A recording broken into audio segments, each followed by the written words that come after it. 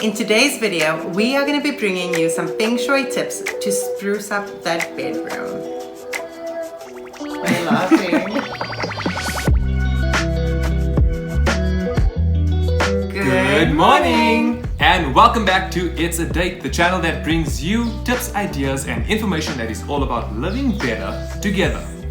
And if you're new to It's a Date, remember to click that subscribe button as well as hit the notification bell so that you can stay up to date with our latest videos. So to tell you the truth, I personally don't know much about what Feng Shui is, and that's why I'm gonna leave you to explain it. Well, I wouldn't call myself an expert, but we're super lucky to have the internet and all these resources. So we've done a little bit of research, and basically it's about arranging your home, whether it is in terms of decorating or color schemes, to make sure that you have good energy flow. So for this video, we found 10 super easy tips and changes that you can make straight away to your bedroom. So we're gonna score ourselves out of 10. Everything that we're doing correct in terms of Feng Shui, we get 1 point, and everything that not so much, we don't get that point. And then we'll make those simple changes, as many as we can, and see what our final score is at the end of this video. In fact, what you can do is, while watching this video, go through your bedroom and see what score you would get.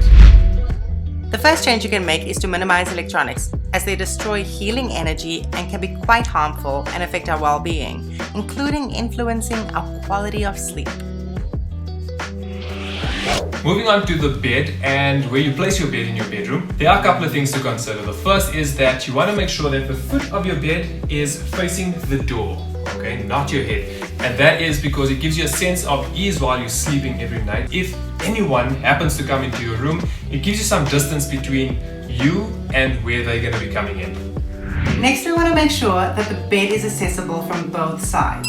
This makes it easy for both partners, as well as balances out your feminine and your masculine energy. Items like laptops and phones can create a distracting environment. Even workout equipment like treadmills or weights can keep you from feeling at ease. Next on our list is pairs of everything. If you have nightstands, ideally to keep them on either side, but then also on your bed. Let's see if you can see there. So making sure that the pillows and everything, there's two of everything on either side. Now it is recommended that you don't store anything underneath your bed so that energy while you're sleeping can flow freely through your room and doesn't get kind of obstructed by anything. But if you do need to keep things under your bed, you can keep soft items such as blankets or pillows. Unlike what is under our bed, I just had a look, and that is not a blanket or a pillow. That is actually a trampoline or a rebounder. So we'll need to get rid of that or lose the point. When we say detoxify your bedroom, we mean wash your linens regularly and clean and dust the bedroom. You can also use incense and essential oils to help create a serene and calm environment. By opening up windows, we let old energy out and allow new energy to come in. Then you want to avoid keeping plants in your bedroom just because while you're sleeping they release certain scents and aromas that may disturb you while you're sleeping. As you can see, we have no plants in our bedroom. We have nothing in our bedroom, so we get that point. And then to create a sense of ease and peace, we want to keep all doors closed at night.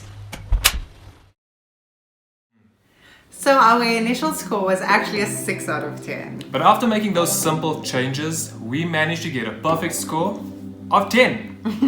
We'd love to know what your score is, so drop us a comment and let us know. Now remember, these are just the basics for the bedroom, and there are a lot more, but these are the ones that you can implement immediately. So we really hope that you found some value in this video, and if you did, we'd appreciate a big thumbs up, as well as if you love the content, remember to subscribe to It's a Date.